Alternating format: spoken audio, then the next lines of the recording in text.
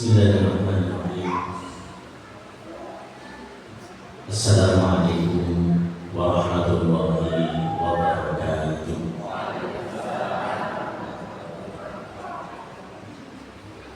Innal hamdalillah nahmaduhu wa nasta'inuhu wa nastaghfiruhu wa nastaghfiruh wa na'udzu billahi min shururi anfusina wa sayyiati a'malina. May yahdihillahu fahuwal muhtadi wa may yudlil falan tajida lahu waliyyan mursyida. Asyhadu an la ilaha illallah wahdahu la syarika lahu wa asyhadu anna Muhammadan abduhu wa rasuluhu la nabiyya wa la rasula ba'dahu. Allahumma salli wa sallim ala hadha an-nabiyyil karim wa ala alihi wa ashabihi wa man da'a bi da'watihi wa man tabi'ahu bi ihsanin ila yaumiddin. Allahumma inna nas'aluka al-ikhlas was-sidqa fil qawli wal 'amali.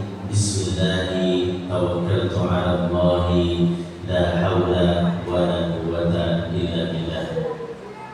Al-mukarramun para hadirin, para ulama, para pengawas taklim, wabil khusus mukarram yang sama-sama kita hormati, Abah Haji Suprapto yang menginspirasi kita semua, insyaallah. Bapak-bapak, ibu-ibu sekalian, jamaah Masjidul Albab yang senantiasa dimuliakan oleh Allah Subhanahu wa taala. Alhamdulillah, kita bersyukur kepada Allah Subhanahu wa taala atas segala nikmat, rahmat, inayah, ma'unah, hidayah dan taufik yang Allah limpahkan kepada kita semua, mulai nikmat usia, kesempatan masih bisa hidup, selamat, sehat, aman, tentram, hingga nikmat yang paling mahal, nikmat Allah paut kaitkan hati kita ini ke masjid, nikmat menjadi para pecinta-pecinta masjid, nikmat bisa bermajlis, bisa berkumpul di tempat yang terbaik di muka bumi ini, nikmat yang begitu besar dari Allah Subhanahu wa taala. Maka kita berdoa kepada Allah, mudah-mudahan seiring dengan beragam fasilitas yang Allah berikan kepada kita, Allah juga karunia kita nikmat keistiqomahan hingga kelak kapanpun itu, saat Allah cabut nyawa kita, kita akhiri hidup ini dalam kondisi husnul khatimah. Amin ya rabbal alamin. Ma'asyiral muslimin wal muslimat sekalian, rahimani wa rahimakumullah. Di sebuah majlis, dalam sebuah pertemuan, Abu Hurairah radhiyallahu anhu meriwayatkan Rasulullah sallallahu alaihi wasallam tiba-tiba menyampaikan statement pernyataan yang membuat para sahabat terkejut. Rasulullah menyampaikan kepada para sahabat, qaribu wasaddidu wa'lamu annahu lan yanjuwa ahadun minkum bi'amal. Seriuslah kalian dalam beramal, kata Rasulullah, istiqomahlah kalian dalam beramal, dan ketahuilah tidak ada satupun dari kalian yang akan selamat dari neraka hanya dengan mengandalkan amalnya. Tidak ada satupun dari kalian yang akan masuk surga dan selamat dari neraka hanya dengan mengandalkan amalnya saja. Bapak Ibu hadirin rahimahullah, saya membayangkan di depan Rasulullah ketika Rasulullah menyampaikan seperti ini itu ada sahabat-sahabat hebat, sahabat-sahabat besar, ada Abu Bakar, ada Umar, ada Utsman, ada Ali, sahabat-sahabat yang kalau kita bicara imannya tidak ada apa-apanya. Bicara sholatnya, bicara puasanya, bicara ngajinya, sedekahnya, infaknya, kita tidak ada apa-apanya. Di depan sahabat yang sedemikian rupa ini, Rasulullah masih menyampaikan, kalian itu tidak bisa selamat hanya dengan mengandalkan amal kalian saja. Saya ketika merenungi hadis ini, saya kemudian coba menghitung, Pak. Coba kita renungi hadirin rahimahumullah. Yang pertama, kita ini hidup di muka bumi ini mendapat beragam fasilitas dari Allah Subhanahu wa taala. Nikmat yang begitu banyak. Kita tidak perlu bicara nikmat pakaian, nikmat kendaraan, nikmat rumah, nikmat keluarga. Kita bicara nikmat yang paling paling dasar saja. Contoh misalnya ada hadis tentang sholat duha yang sering kita lihat. Rasulullah menyampaikan, kata Rasulullah, setiap pagi anak Adam itu memiliki dari ujung rambut sampai ujung kakinya itu 365 sendi. 365 sendi yang membuat kita bisa terjadi. Yang setiap pagi itu mestinya kita syukuri dengan cara bersedekah untuk mensyukuri sendi-sendi itu.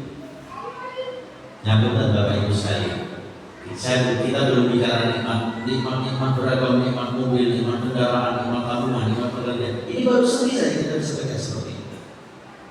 Kalau 365 sendi setiap pagi kemudian kita sedekah paling kecil itu berapa biasanya kita? Nih, kalau yang tamat cukup itu ini 10.000 ini. Yang paling kecil kira-kira berapa? 1.000 saja. 360 sendi itu kali 1.000 berarti sudah 360.000. Kalau setiap hari saya gunakan saja 360.000 tadi saya gunakan 300.000 saja.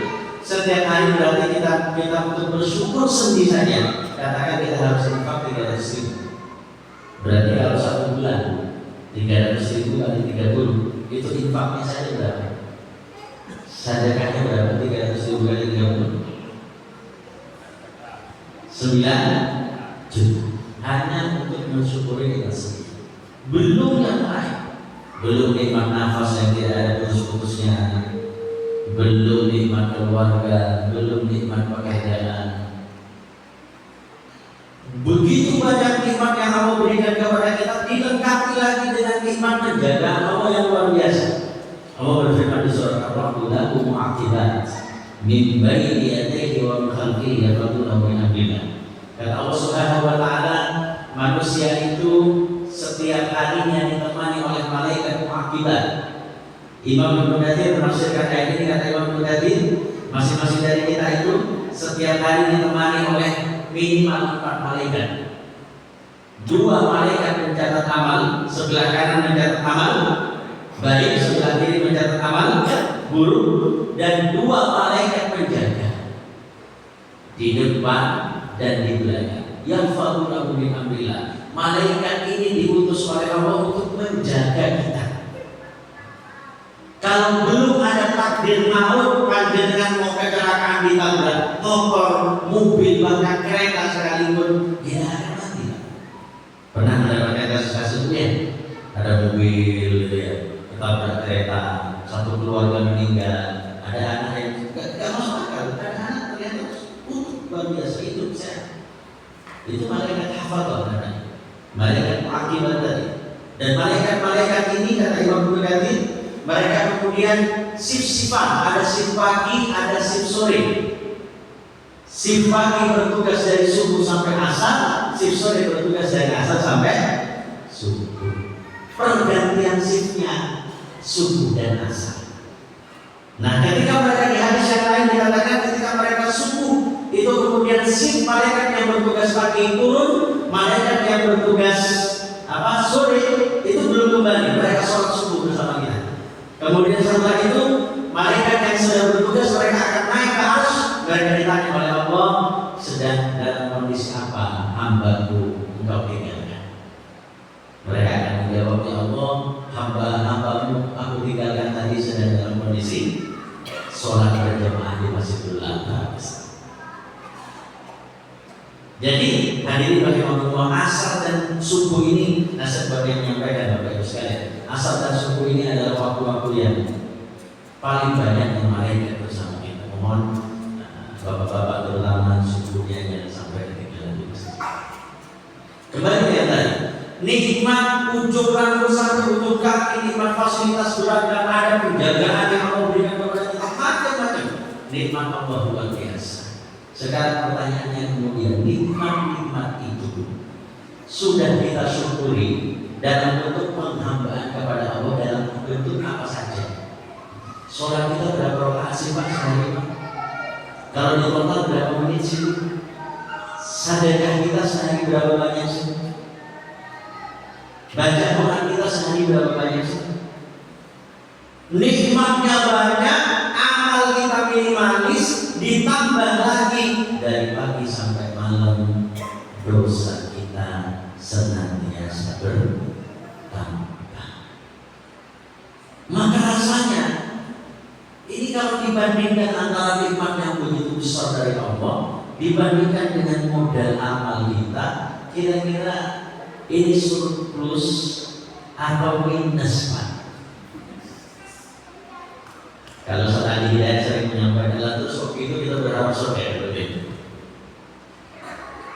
Nah, maka Rasulullah menyampaikan di hadapan para sahabat-sahabat tadi, dan dua ahad minkum bi amali. Di antara kalian tidak ada yang selamat kalau hanya mengandalkan amalnya. Karena ternyata amal kita minus.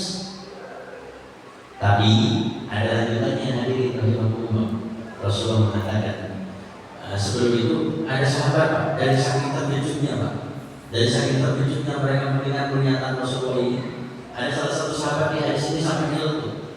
Kalau dalam bahasa saya nyeletuk dan berani sahabat itu. Beliau mengatakan wala anta ya Rasulullah, wala anta ya Rasulullah. Ini menunjukkan keterkejutan yang sangat. Ya Rasul, kalau kami tidak akan selamat dengan amal kami, bagaimana panjenengan? Nah, itu kan berani sekali sampai. Ya Allah panjenengan ya Rasul. Rasulullah menyampaikan wala, saya pun demikian. Tapi ada lanjutannya, kata Rasulullah, illa an yatawammadani Allahu bi rahmatin minhu wa fadlin. Kita semua ini tidak akan selamat dari api neraka hanya mengandalkan amalan kita yang minimalis, kecuali kata Rasulullah, bila Allah menganugerahkan kita rahmat dan karunia-Nya. Dan karena itulah kemudian kita optimis, hadirin dan hadirat sekalian, insya Allah dengan sedoyo termasuk yang mendapat rahmat dan karunia-Nya Allah, selamat dari api neraka, berkumpul kembali di surga insya Allah. Nah, sekarang pertanyaannya, rahmat dan karunia Allah seperti apa? Ya ini mari saya dimulai, mari kita renungkan, dan apa hubungannya dengan Ramadan? Hadirin rahimakumullah, rahmat Allah itu begitu banyak, begitu luas. Di antara rahmat Allah, di antara kasih sayang Allah kepada kita, itu adalah adanya pelipat gandaan pahala. Sehingga amalan kita yang minimalis karena pahalanya dilipat gandakan sedemikian rupa, maka inilah yang kemudian membuat kita pantas, Allah nilai pantas, Allah nilai layak masuk surga. Apa saja fasilitas pelipat gandaan pahala itu banyak. Contoh yang pertama, faktor tempat. Faktor tempat. Kata Rasulullah SAW, sholat di masjidku, Masjid Nabawi, itu pahalanya lebih baik daripada 1000 kali lipat sholat di masjid yang lain. Sholat di Masjid Nabawi, satu kali sholat, sama-sama sholat isya, jumlah rakaatnya sama-sama 4, energi yang dikeluarkan hampir sama, tapi pahalanya di Masjid Nabawi 1000 kali lipat dibandingkan Masjidul Haram. Sholat di Masjidil Haram pahalanya itu berapa itu? 100.000 kali lipat. Sholatnya sama, energinya sama, waktunya sama, keselinami. Yang membedakan apa? Tempat. Satu, tempat. Yang kedua, faktor niat. Begitu rahmat dan rahimnya Allah, niat saja. Niat saja. Itu ada pahalanya kan? Kata Rasulullah SAW, Inna Allah kata berhasanat wa sayyi'ati thumma bayyana dzalik. Sesungguhnya Allah Subhanahu wa taala mencatat seluruh amal baik dan amal buruk, dan kemudian Allah menerangkan atau menjelaskan merinci catatan-catatan itu. Ketika seseorang punya niat baik, panjenengan tadi misalkan ada orang yang maghrib tadi, sejak setelah maghrib niat ingin ikut kajian, dan kemudian dia betul-betul melaksanakan niatnya, pahalanya berapa Bapak Ibu? Minimal 10 kali lipat. Orang punya niat baik dikerjakan, pahalanya minimal 10 kali lipat, sampai 700 kali lipat, sampai berlipat-lipat yang tidak terhitung. Ayatnya kalau yang 700 kali lipat kita hafal, kalau yang 10 kali lipat manja ambil hasanati pada asyam saya. Kalau siapa yang mengerjakan kebaikan, dia akan mendapatkan 10 kali lipat. Maka berlari dan yunfikuna fi sabilillah kama terlihat bahwa orang yang berinfak di dalam Allah itu seperti satu benih yang kemudian benih itu bertumbuh menjadi berapa tangkai? 7 tangkai. Masing-masing tangkai ada yang tumbuh berapa benih? 100. Berarti pahalanya 700 kali lipat. Ila al-akhir kathir, sampai berlipat-lipatnya tidak terhitung. Minimal 10. Orang punya niat kebaikan, kok dia udah jadi dikerjakan. Niat mau ikut pengajian, lah kok ternyata hujan deras. Akhirnya bosan, siap. Kira-kira dapat pahala atau dosa? Niat yang tidak jadi dikerjakan dapat pahala 1 kebaikan penuh. 1 kebaikan penuh. Tapi kalau kita berniat untuk mengerjakan keburukan, bapak-bapak misalnya, karena satu dan lain hal, aku boleh, aku tak bujuk lah dengan bujuk, mau berbohong sama istri. Dan akhirnya ketika niat itu dikerjakan, dosanya berapa Bapak Ibu? Apakah 10 kali lipat? Tidak. Kalau kebaikan dikerjakan berapa minimal? 10. Tapi kalau keburukan, dosanya dihitung 1. Kalau niat melakukan keburukan, niat bujuk, niat apa misalkan ini, dan kemudian setelah panjenengan niat tak panjenengan sadar, akhirnya niat itu betul jadi dikerjakan. Niat dulu dan jadi dikerjakan, apakah dapat dosa? Justru mendapatkan pahala. Jadi ini rahmat Allah Subhanahu wa taala. Niat saja dapat pahala, dikerjakan minimal 10 kali lipat. Ini yang membuat kita yakin kita masuk surga insyaallah. Nah, faktor tempat, faktor waktu, faktor tempat, faktor niat. Yang ketiga, saya 3 contoh saja, banyak nih. Saya ambil 3 contoh saja. Yang ketiga adalah faktor waktu. Kalau tadi ada tempat, kita kerjakan sholat yang sama, rokaatnya sama, keringatnya sama, pahalanya beda. Nah, ada waktu yang kita mengerjakan amalan apapun di dalamnya, energinya sama, keringatnya sama, effortnya sama, rupiahnya sama, tapi pahalanya berbeda. Contohnya misalkan 10 hari pertama bulan Dzulhijjah, termasuk contoh lainnya adalah bulan Ramadan. Bulan Ramadan.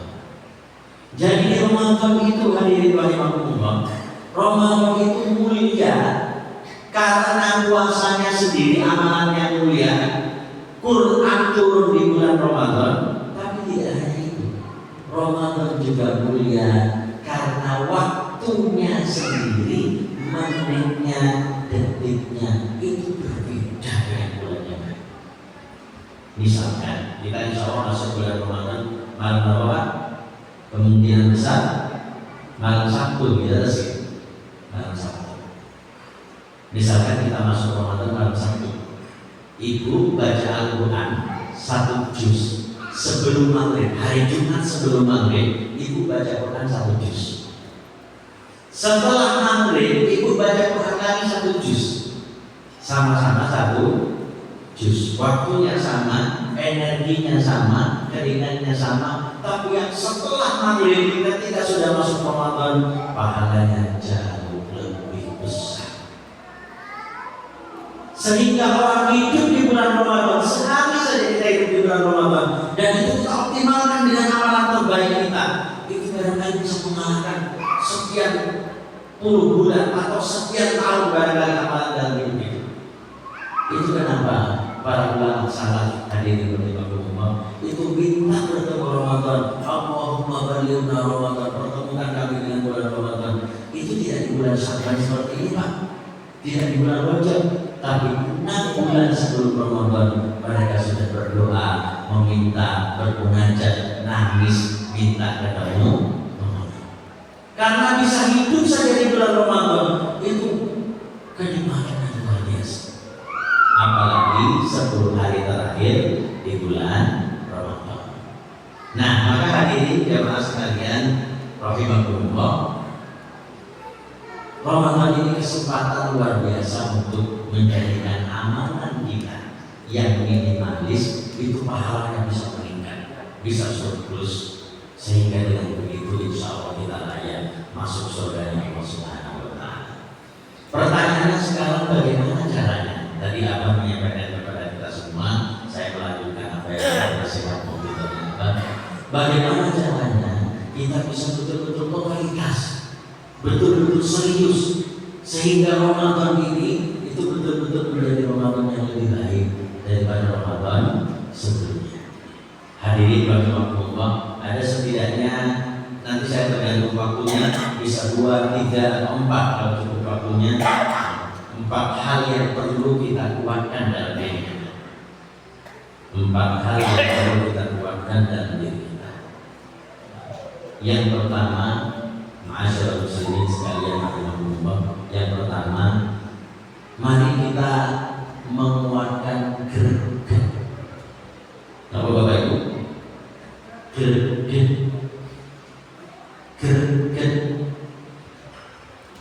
Panjenengan kalau nanti Allah beri kesempatan hidup di bulan Ramadan, sehat di bulan Ramadan, panjenengan pernah membayangkan boten kita pengen punya greget, punya cita-cita, punya impian, punya keinginan kuat, punya tekad, pengen punya prestasi amal apa? Pengen hatam Al-Quran berapa kali? Pengen sedekahnya setiap hari berapa? Pengen misalkan sholat duhanya seberapa istiqomah? Pengen tarawihnya dan bolong sama sekali? Ada nggak greget seperti itu? Ya Allah, hamba ini selama ini punya Engkau beri kesempatan ketemu Ramadan, tapi kok itu dah pernah, kecuali ibu ya tentunya, dah pernah 1 bulan penuh bisa tarawih full, hadir tepat waktu, awal isya sudah di masjid, bahkan sebelum isya sudah di masjid. Itu ada saja kan, yo mudik, yo macet, yo apa. Ya Allah, hamba pengen Ramadan itu bisa penuh ya Allah. Kiam Ramadan. Ya Allah, selama ini hamba kok ya Ramadan apa? Paling prestasi kita hatam Quran berapa hari Bapak Ibu? Berapa kali hatamnya? 1 kali misalnya gitu. Maka Ramadan ini pengen tidak ada. Saya tadi terinspirasi dari apa tadi menyampaikan kepada kita semua. Kalau kita punya harapan, punya doa, pasti dikabulkan oleh Allah Subhanahu wa Ta'ala. Kalau kita punya greget, punya harapan, punya cita-cita, pasti dikabulkan. Imam An-Nasai rahimahullah pernah menceritakan, meriwayatkan hadis di mana suatu saat Rasulullah SAW pulang dari perang. Ketika Rasulullah pulang dari perang, Rasulullah SAW kemudian membagikan harta ghanimah, harta rampasan perang. Tidak dijelaskan harta rampasan perangnya secara spesifik berbentuk apa. Namun saat itu salah satu yang mendapat bagian harta rampasan perang itu adalah seorang Arab Badui, seorang Arab pegunungan. Nah, Arab Badui ini ketika menerima harta ghanimah, katakan ini harta ghanimahnya, yang lain menerima dengan senang, bersyukur. Tapi Arab Badui ini ketika menerima harta ghanimah, wajahnya berubah marah. Dikembalikan harta ghanimah, dicari Rasulullah SAW. Ditanya, ya Rasulullah, mana ada? Apa ini? Kata Rasulullah, itu harta ghanimah, bagian silakan halal, kamu. Kata Arab Badui itu, ya Rasulullah, saya tidak inginkan ini dikembalikan. Rasulullah dengan tenangnya bertanya kembali, nah panjenengan gak boten kersa niki, terus panjenengan pengen apa? Kata Arab Badui ini, ya Rasulullah, saya kalau membaca hadis ini, hati saya bergetar dan bertolak. Kata Al-Badui, ya Rasulullah, saya tidak ingin apapun kecuali satu saja. Saya ingin ya Rasul, ketika saya berjihad, berperang bersama panjenengan di medan jihad fisabilillah, saat itu kemudian ada satu anak panah menembus leher saya, ditunjuk lehernya di depan Rasulullah, satu titik leher. Ada satu anak panah menembus leher saya, dan karena anak panah ini kemudian saya mati, Allah menerima syahid saya, Allah masukkan saya dalam surga. Itu saja yang saya inginkan. Beliau tidak hanya menyampaikan secara lisan, tapi beliau juga memperagakan, mendemonstrasikan di depan Rasulullah. Menembus leher saya. Mendengar itu Rasulullah menyampaikan kalimat yang singkat tapi dalam. Kata Rasulullah, intasbillah yasturah.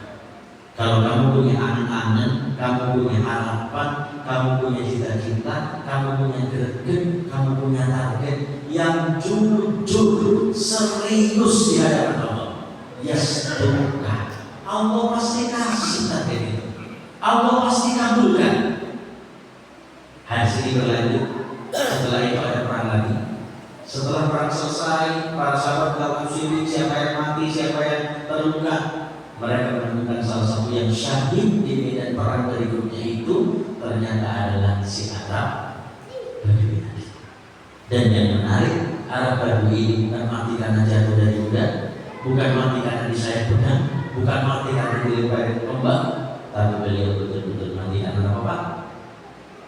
Anak panah menembus di titik leher yang beliau tunjuk di hadapan Rasulullah SAW. Persis, presis. Kata Rasulullah tadi apa? Intasbillah yasturah. Kalau kamu punya niat, kamu punya target, kamu punya greget, kamu punya harapan yang jujur di hadapan Allah, maka Allah pasti kabulkan itu. Namun saya banyak menyampaikan hadirin Allah. Selama ini kita sering punya target, Bu ya. Punya target Pak ya, target teman-teman ingin hatam Quran 1 kali. Misalkan tanggal 1 Ramadan baca juz 1, tanggal 2 baca juz 2, tanggal 3 baca juz 3, lepas 1 minggu mulai kendor, lepas 15 hari lebih kendor lagi. Ujung-ujungnya akhir Ramadan masuk malam 1 Syawal, targetnya 30 juz, realisasinya berapa juz Bapak Ibu? 10 juz. Ketika kita hanya bisa mampu 10 juz, kemudian di kepala kita muncul banyak alasan. Wih, Ramadan tahun ini aku sibuk, kesibukan kantor cukup padat. Ramadan tahun ini aku pikir di sana. Wajar kalau tidak bisa khatam.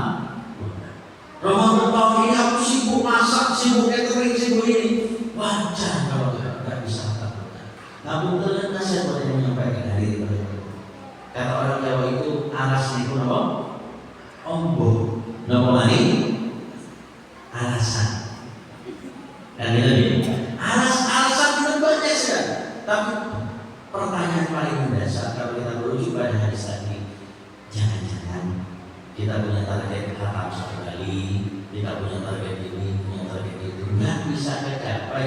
Jangan-jangan memang pada dasarnya niat kita belum serius, greget kita belum jujur di hadapan Allah, belum jadi greget, cuma formalitas. Nah benar, panjenengan bisa cek di YouTube nanti, Ibu Bapak Ibu. Sekitar 3 tahun lalu, 3 atau 4 tahun lalu, saya nonton di YouTube itu ada namanya Pak Emi dari Majalengka berangkat haji dengan istrinya. Pak Emi dari Majalengka berangkat haji dengan istrinya. Usia sudah 65 tahun saat itu. Apa menariknya? Pak Emi ini adalah seorang tukang beca. Dibiayai negara tidak, dikasih uang donatur tidak. Beliau nanggung. Tukang beca berangkat haji bersama istrinya. Kalau tukang bubur berangkat haji, kita sering lihat di mana? Ini tukang beca, real. Bapak bisa cek di YouTube. Saya ketika melihat YouTube ini, video ini, hati saya tertolong. Ternyata berangkat haji itu sebagaimana hadis Rasulullah. Ini bukan soal urusan tabungan kita berapa, gaji kita berapa, dana yang kita miliki berapa, tapi soal siapa yang keinginannya, gregetnya serius dan jujur di hadapan Allah Subhanahu wa Ta'ala. Jadi hadirin rahimakumullah, saya mengajak yang pertama kita harus kuatkan apa Bapak Ibu? Greget. Bentuk greget itu kita punya target yang fokus, yang serius, yang jujur. Ya Allah, saya betul-betul ingin Ramadan ini khatam Quran 2 kali. Jelas.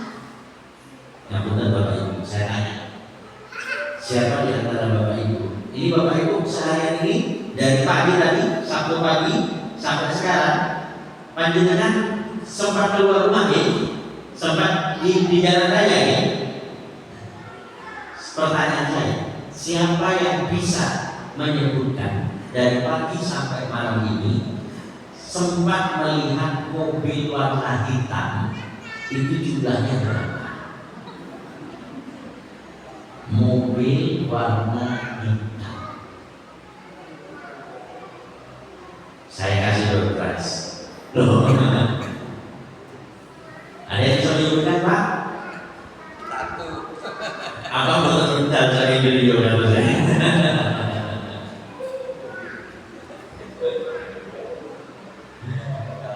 Yang keluar rumah ada. Ibu pernah tadi sempat lihat mobil warna hitam?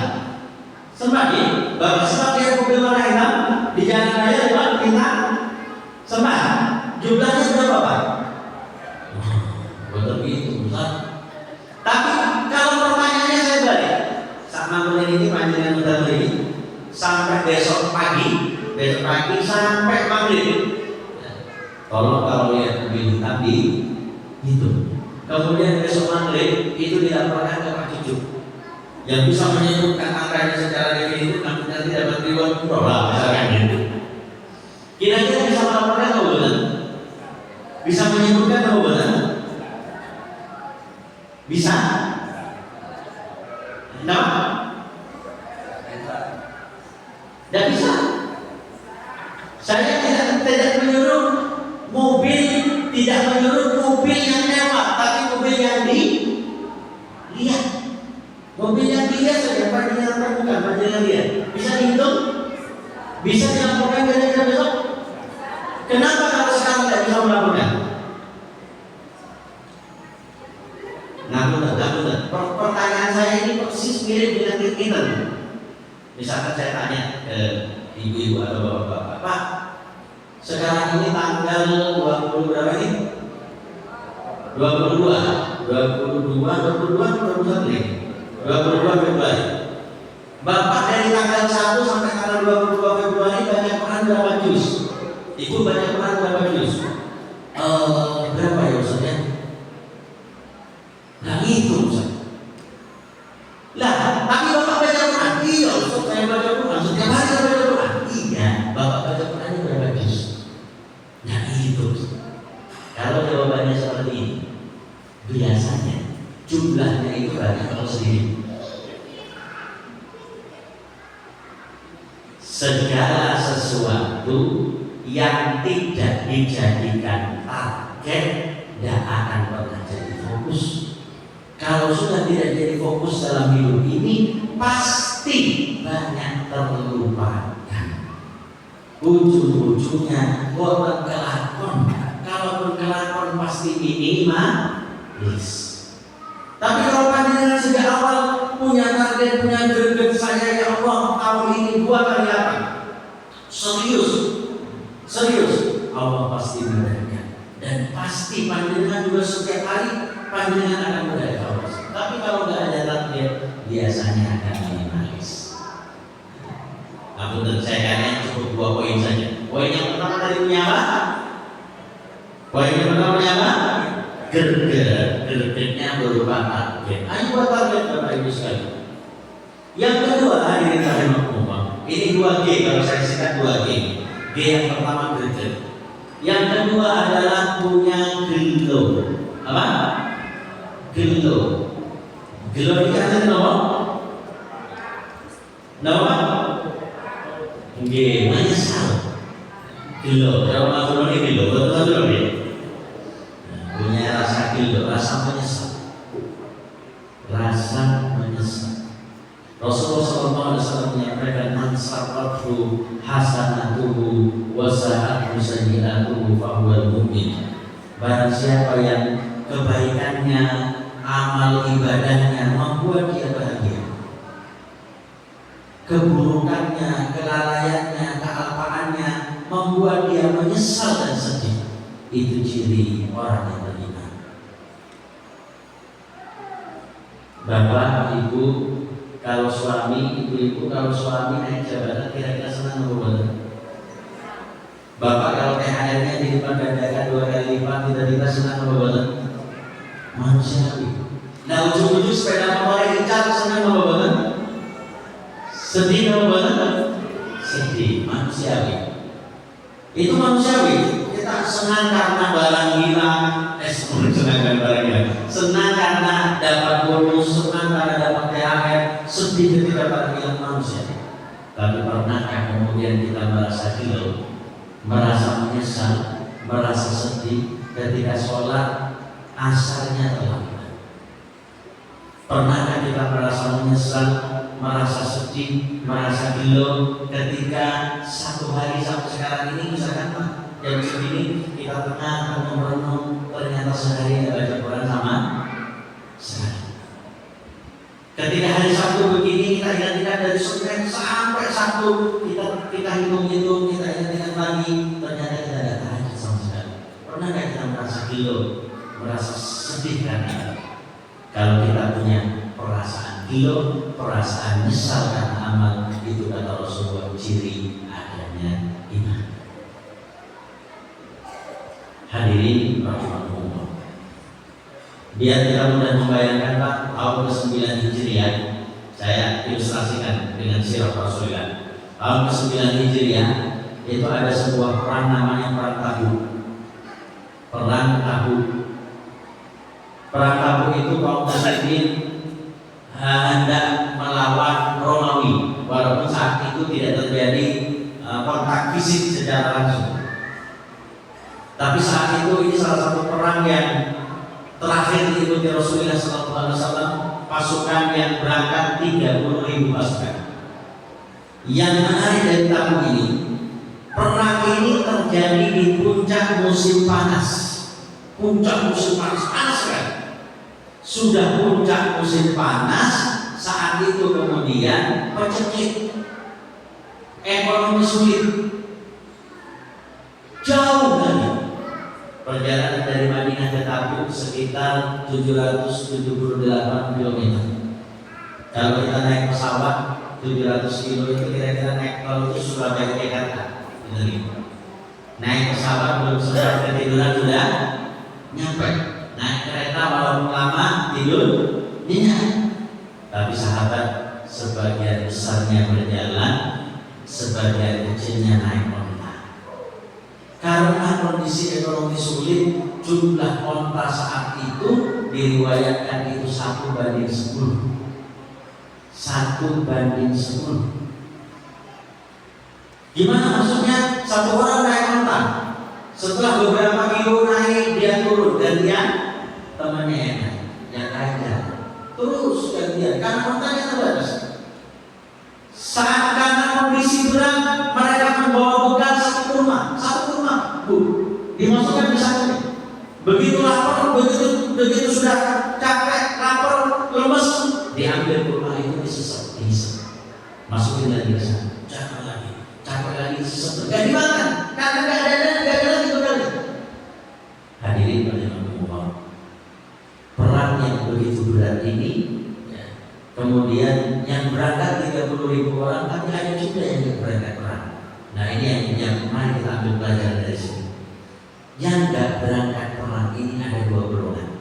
Golongan pertama golongan munafikin, golongan yang kedua golongan mukminin. 1, golongan munafikin. Orang munafik karena melihat jauhnya perjalanan, berat, tidak ada bekal, maka kemudian kemudian mereka mencari-cari alasan untuk tidak ikut perang. Mereka izin kepada Rasulullah dengan beragam alasan tidak ikut perang. Ada satu sahabat, satu warga munafik dari kalangan munafikin namanya Jad bin Qais, datang menghadap Rasulullah. Jad ini mengatakan, ya Rasulullah, kita ini kan mau perang melawan Romawi. Orang Romawi itu kalau perang biasanya bawa cewek-cewek yang cantik, perempuan-perempuan bule. Kata Jad, ya Rasulullah, saya ini laki-laki yang udah tergoda dari wanita, sehingga kalau saya ikut perang ya Rasul, saya khawatir jatuh ke dalam fitnah wanita. Maka tolong ya Rasul, mohon izin saya ikut perang daripada saya jatuh ke fitnah wanita. Alasannya terima. Tapi sebenarnya Pancai gak pengen berangkat perang. Banyak sekali alasan dibuat-buat agar mereka tidak berangkat perang. Nah, orang munafik ini hadirin bagaimana Bapak bisa cek di surat At-Taubah ayat 90, ayat 81, At-Taubah ayat 81. Al-Quran menggambarkan farihal mukhallafuna bimaq'adihim khilafah Rasulillah wa karihu ayyujahidu bi amwalihim wa anfusihim fi sabilillah wa qalu la tanfiru fil haq. Orang munafik ini mereka setelah beragam alasan mereka sampaikan kepada Rasulullah, akhirnya mereka juga berangkat perang. Apa yang ada di hati mereka? Al-Quran menggambarkan farihal mukhallafun, mereka justru bahagia, mereka justru happy, tidak ikut perang, tidak ikut beramal, dan punya kesempatan meraih pahala, justru perasaannya senang. Nah, dan tahajud 1 minggu, dan tahajud sama sekali, sehari tidak belajar Quran sama sekali, terlambat terus ke masjid, sholat jamaahnya bolong-bolong atau bahkan masih sholatnya bolong-bolong, perasaannya apa? Happy, tenang-tenang saja, bahagia saja. Hati-hati, alhamdulillah, subhanallah. Ini gambaran orang munafik dan Al-Quran. Biar ibu mudah membayangkan secara ilustrasi. Misalnya, ibu sudah masuk bulan puasa, sudah puasa nih. Puasanya misalkan sudah 7 hari, puasa 7 hari. Hari ke-8 sudah sahur, paginya sudah puasa, sampai jam 12 siang sudah mulai apa? Mulai lemes, mulai leluh. Lah kok tiba-tiba jam 12 siang ibu ngecek ternyata berapa bulan. Kira-kira perasaannya gimana?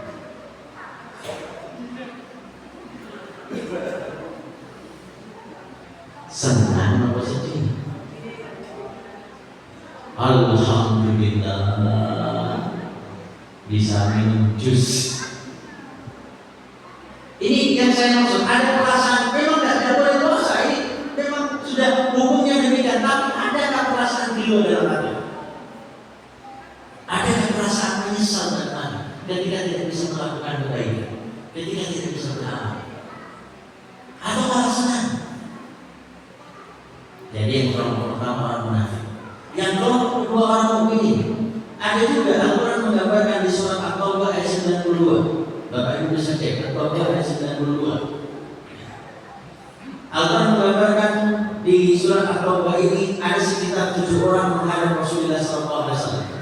7 orang ini mau menyampaikan kepada Rasulullah, ya Rasulullah, kami ini pengen perang ya Rasul. Kami siap mati syahid, kami siap berjuang di dalam Allah, kami siap mengorbankan jiwa dan raga kami.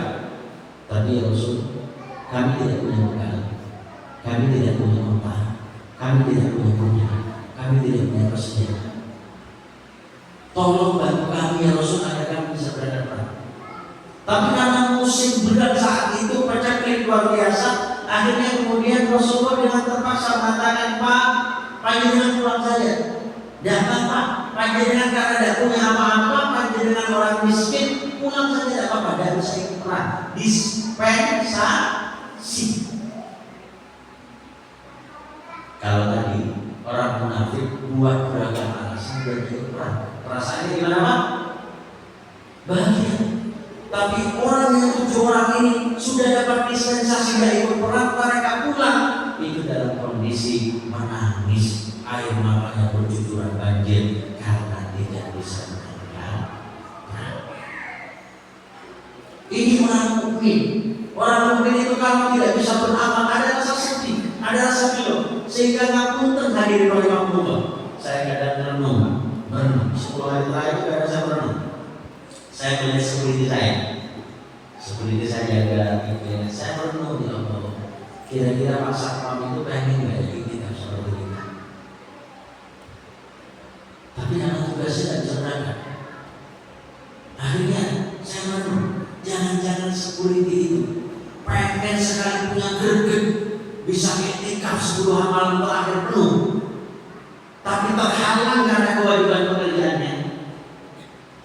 Sementara kita kadang iktikaf itu karena tren, karena ikut teman, karena ikut tetangga. Saya berpikir jangan-jangan niatnya, gregetnya itu mendapatkan pahala justru lebih besar daripada kita yang iktikaf. Karena punya kilu, karena ada rasa menyesal. Nah, tadi di perang Tabuk, saya beri contoh yang terakhir dari di perang Tabuk tadi. Ada salah satu sahabat namanya Ulbah bin Zaid. Apa menariknya dengan Ulbah bin Zaid ini? Sebelum Rasulullah berangkat perang Tabuk, beberapa hari sebelumnya Rasulullah mengumumkan, karena musim berat, musim berdetik, musim sulit ekonomi, Rasulullah menyampaikan manjat bahasa dulu satu serati falahul jannah. Barang siapa yang mau nyumbang, mau donasi, mau ikut turun untuk pasukan yang berangkat ke medan Tabuk, mereka akan mendapatkan surga. Kaum muslimin mendengar ini Pak, mereka berlomba-lomba. Diriwayatkan bahwa Abu Bakar membawa seluruh hartanya disumbangkan, Umar membawa separuh hartanya, Utsman membawa 1000 dinar. Ibu bisa kalikan 1 dinar itu berapa juta? Kalikan 1000 dinar. Masing-masing membawa hartanya yang dimiliki. Yang cuma punya satu gelas, satu kresek, rumah bawa 1 kresek. Yang punya satu sak. Mereka berlomba-lomba bawa yang dimiliki untuk mendapatkan surga. Ada sahabat namanya Ulbah bin Zaid pulang dengan langkah yang sedih. Dia pulang sambil melihat saudaranya, sebelah rumahnya nyumbang 1 sak dapat surga, sebelahnya nyumbang 1 kresek dapat surga, depan rumahnya nyumbang dijanjikan surga sama Rasulullah, ini nyumbang dijanjikan surga. Beliau tidak punya apa-apa yang bisa disumbangkan. Akhirnya beliau pulang dan bisa tidur. Ketika tidak bisa tidur, kemudian beliau sholat malam. Ketika beliau sholat malam, kemudian beliau angkat tangannya dan berdoa kepada Allah setelah sholat itu. Ya Allah, kata beliau, kalau saya punya harta ya Allah, aku akan sumbangkan semuanya. Tapi saya tidak punya apa-apa ya Allah. Maka saksikanlah malam ini ya Allah, saya akan sedekahkan harga diri saya ya Allah. Apa maksudnya? Ya Allah, siapapun yang pernah mendolimi saya, menyakiti saya, mempermalukan saya, menginjak-injak harga dan martabat saya, siapapun itu ya Allah, saya akan maafkan dari semuanya. Setelah itu beliau menangis, akhirnya beliau bisa tidur. Setelah tidur, besoknya subuhnya beliau berjamaah bersama Rasulullah SAW. Setelah sholat subuh, Rasulullah berpaling ke arah jamaah, menghadap para jamaah. Tiba-tiba Rasulullah bertanya, "Man yusalli ya? Siapa yang akan dalam sedekah?" Para jamaah bingung, apa yang dimaksud Rasulullah sedekah? Tidak ada yang maju. Rasulullah tanya sampai 3 kali, siapa yang tadi malam bersedekah? Tidak ada yang maju. Sampai Rasulullah berdiri, kemudian Rasulullah berjalan menemui sahabat Ulbah bin Zaid. Ketika itu Rasulullah menyampaikan, "Hari Anda Ulbah, selamat bagimu wahai Ulbah, sedekahmu tadi malam sudah diterima oleh Allah Subhanahu wa Ta'ala." Padahal cuma sedekah maaf. Berawal dari nama Bapak Ibu beliau. Sehingga di perang Tabuk inilah ada hadis yang sangat terkenal kata Rasulullah kepada para sahabat, di Madinah ada orang yang tidak berangkat perang, tidak bersakit-sakit seperti kalian, tidak lelah seperti kalian. Inna di Madinah tidak di jalan, masih untuk memantau bagian, tapi mereka kemudian datang Rasulullah bila sarabuhum fil ajal. Mereka walaupun tidak ikut berangkat perang, mereka tidak sakit-sakit seperti kalian, mereka tidak lelah seperti kalian, mereka tidak merasakan benar-benar perang seperti kalian, tapi mereka tetap mendapatkan pahala berenang. Karena sudah punya apa tadi Pak? Greget. Ketika gregetnya tidak bisa dikerjakan, gregetnya tidak bisa diraih, gregetnya terhalang karena satu dan lain hal, ada perasaan apa? Gelo. Kalau kita punya greget, kalau kita punya gelo, insya Allah Ramadan akan kita lebih baik. Yakinlah, orang yang tidak pernah gelo ketika sehari tidak baca Quran, tidak akan pernah bisa meningkatkan bacaan Quran. Orang yang tidak pernah gelo ketika terlambat atau terlupa sampai ke subuh, tidak akan pernah bisa istiqomah sampai ke subuh.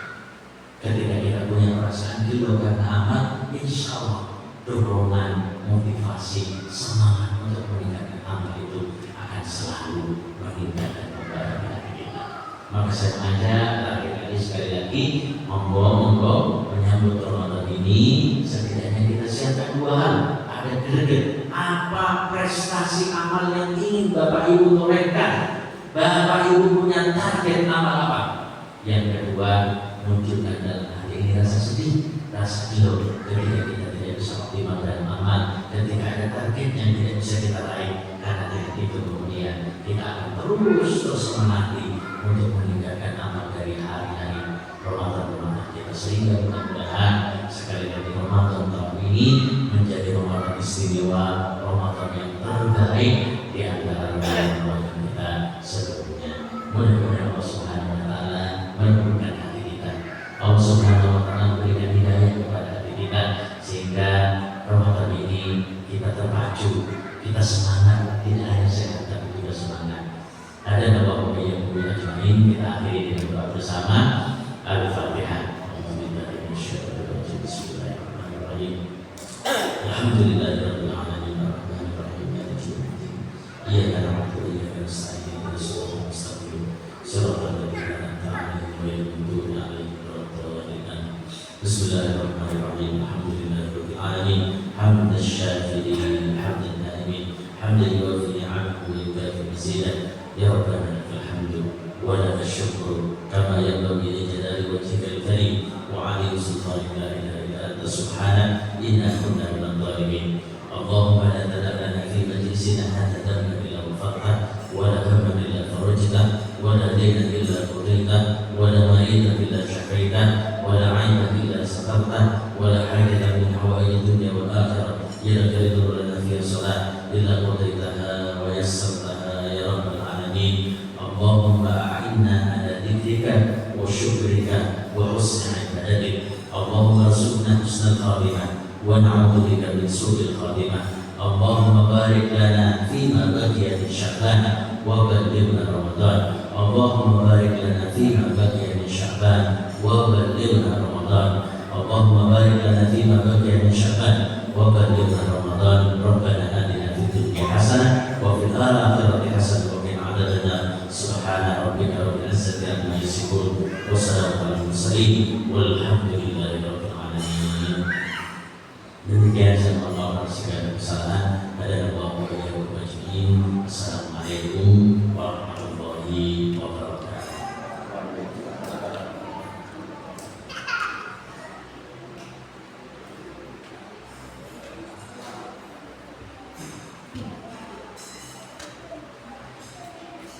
Terima kasih disampaikan. Semoga apa yang disampaikan menjadi ilmu yang bermanfaat bagi kita semua dan kita dapat mengamalkan dalam kehidupan sehari-hari. Jemaah sekalian yang dirahmati Allah, tidak terasa acara demi acara telah kita lewati.